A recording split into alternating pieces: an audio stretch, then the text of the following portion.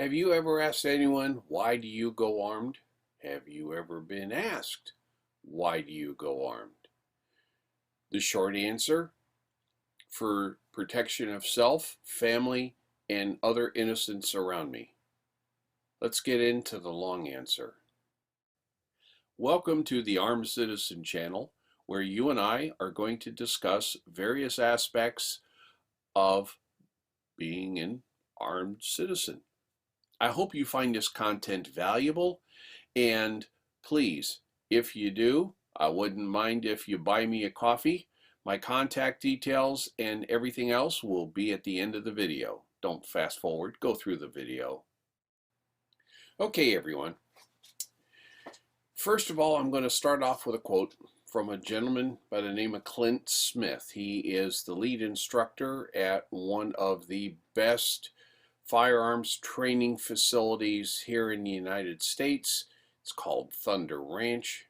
And Clint has said repeatedly, the sole and primary function of a firearm means that you personally will never be subjected to the whims of another person without your permission. Very powerful, because you see, firearms are the great equalizer. A small woman, no matter how much you believe the Marvel Universe or any of the superheroine movies, cannot take on a full-sized man. So the only thing she's left with is a firearm. Someone like me who's old, again, I'm not going to be able to take on a couple of young bucks that decide that they want my wallet more than I do. So, and events like this are known as what's called a black swan event. How often do you see a black swan? Not very much, if at all. They're very, very rare. However, a black swan event has a high chance of you being seriously injured or terminated. So we want to try and, first of all, prevent being at a black swan event. However, if we have no choice, we have to try and solve it ourselves. So we're not prescient, right?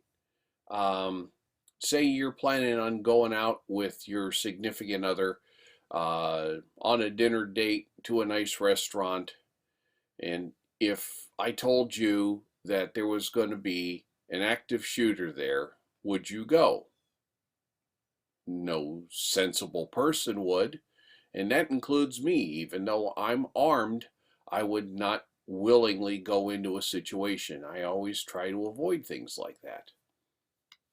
So let's talk about how many of these self-defense episodes happen. First of all, I need to define a couple of things. The FBI defines an active shooter. So when I use the term active shooter, this is an individual actively engaged in ending or attempting to end people in a populated area. A mass shooting, as defined by the Department of Justice and the FBI, is any incident in which at least 4 people are terminated with a firearm. Now, there is a place, it's a website, it's called the Gun Violence Archive, and the big media quite often like quoting these guys. They compile a database of all of such events, and they define a mass shooting as a minimum of 4 people shot, wounded, or terminated. And of course, none of these numbers include the dirtbag that started it. I have the link for it down in the notes, but there is an article where we talk about mass shootings, and it seems that there has been about 440 mass shooting events from the years 2014 to 2022. This is the period of the study. And 157 of these active shootings were stopped by an armed civilian. Now, that does not mean that the armed civilian terminated the dirtbag. It could be just that shot at him a couple of times, showed a weapon, but whatever the action of the armed citizen caused the active shooter to stop being so active. And it's really unreported about these things because, you know, you live in a city of 100,000. The news media does not report 50,000 people arrived at work without incident today. No, they report about the 4 dead from the 7-car pileup on the interstate. So we're not going to see that. I don't have it, darn. I have been an NRA member since 1991, and every month, up until recently when they went to a quarterly thing, they sent me a magazine, and in that magazine they had a page called The Armed Citizen, and they've gone anywhere from 6 to 12 news articles, a clip of a news article detailing how someone defended themselves on the street, in their home, from dirtbags trying to do them harm. So this happens a lot, and it doesn't get reported because nothing significant happens. And when something significant does happen, well, then it makes the news. So we have in our country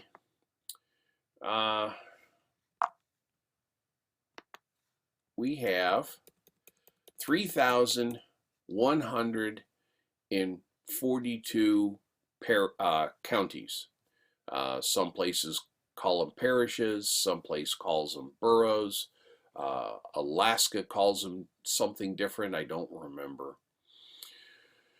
But in 2014, later than 2014, but a study was done, and it showed in 54% of the counties, 1,696, which comprised 4% of the population, 54% of the counties had 0 homicides.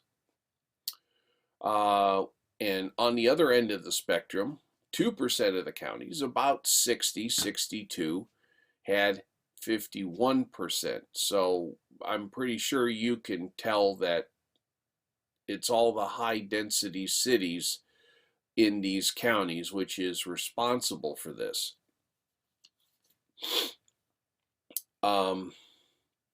There is a gentleman back in the early 90s. He published a book.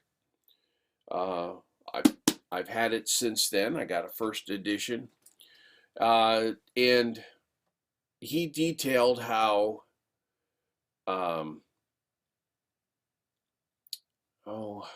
defensive gun uses, and you don't hear about them. First of all, they counteract the narrative of the mass media, but second, in 95% of the time, nothing happens. An armed citizen sees a couple of guys eyeing him with menace, and they start to approach him with obvious ill intent, and the guy pulls his weapon, says, "I don't think you're going to do me today," and the bad guys run off. Only in about 4% of those incidents are shots even fired, and only in 1% of those do someone actually get terminated. Now, the studies have different methods of acquiring this data, and of course the numbers change from year to year, but since the early 1990s we have statistically determined that anywhere from 5 to 800,000 to 2.5 million defensive gun uses have happened. And again, most of the time nothing happens. The intended victim says, I have a gun, or shows a gun. 4% shots are fired, and 1% someone actually gets terminated. But you can't quantify it. However, we can reliably say if there were no armed citizens, the numbers of robberies and struggle snuggles and terminations would be a whole lot higher. So please consider this when you decide to, shall we say, strap up, because you are taking control of your personal safety. It is a big responsibility. There's a lot that you have to do in order to do this properly. But if you're watching this, you're considering it, or you've already done it, and I congratulate you for taking that first step. Hey everyone, thank you very much for making it this far into the video. If I provided value to you, please like, share, subscribe. Please hit my tip jar. The link to buy me a coffee is down below. I appreciate every penny.